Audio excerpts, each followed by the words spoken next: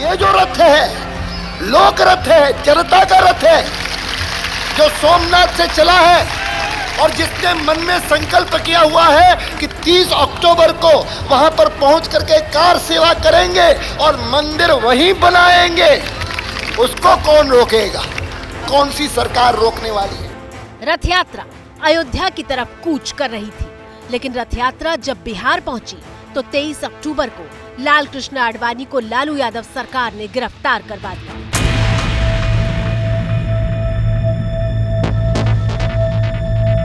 अपनी यात्रा को स्थगित कर दें, स्थगित करके वो दिल्ली वापस चले जाएं।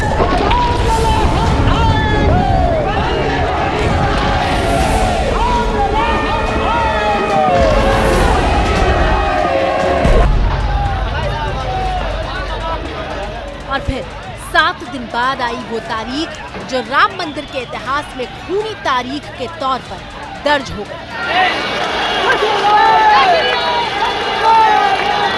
जनता को सूचित किया गया है कि शहर में कर्फ्यू पूरी तरह से लागू कर दिया गया है।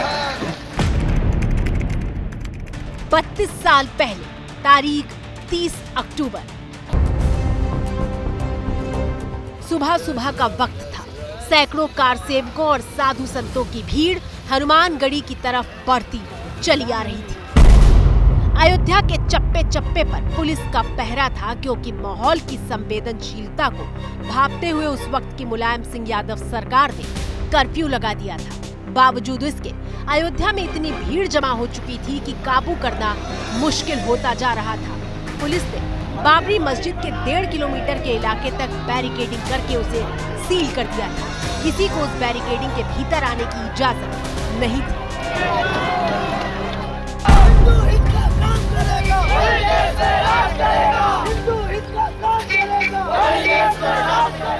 लेकिन 30 अक्टूबर को सुबह 10 बजते हनुमानगढ़ी के इलाके में भीड़ बढ़ चुकी थी। मोर्चे पर तैनात पुलिस बल लगातार आगे बढ़ रहा था और कार सेवकों से पीछे हटने की अपील कर रहा है।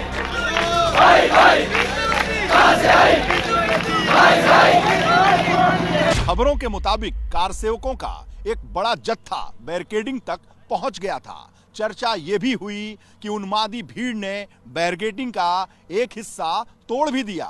ठीक इसी वक्त लखनऊ से भीड़ पर गोली चलाने का आदेश आया। लखनऊ से जो आदेश आया था उसकी तामील हुई, गोलियां दागी गई, कार सेवकों की मौत भी हुई।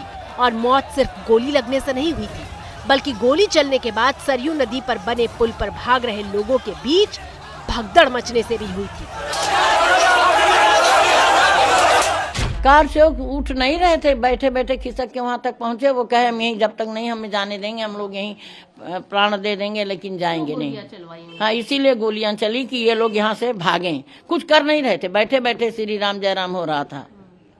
लेकिन फोर्स को आदेश हुआ तब गोली चली।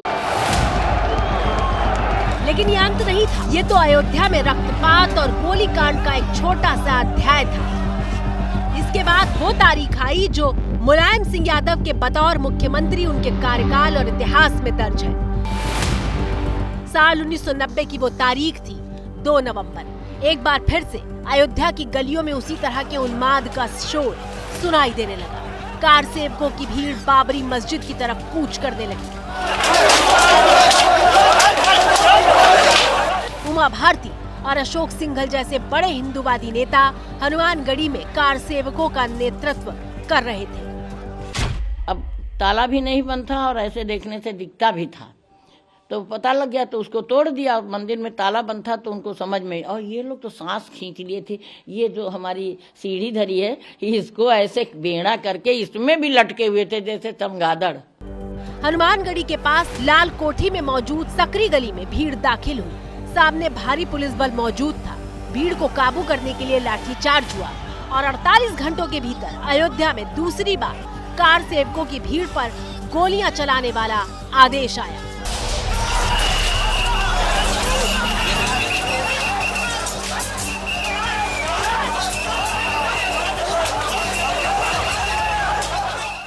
कोई अराजक तत्व छत पर किसी के, देखिए यहीं का कोई रहा होगा, इन्हीं लोगों का रहा होगा, मुलायम सिंह का ही कोई रहा होगा, तो उसने जो है एक ईंटा फेंक दिया, क्योंकि कार चौक पास तो ईंटा पत्थर का कुछ था ही नहीं, हल्की हल्की सर्दी थी तो कोई कोट सदरी भी नहीं पहने हुए थे, वैसे ही सब थे। फिर लाठी चार्ज, आंसू गैस छोड़ा, फिर नहीं हिले तब गोली चली है।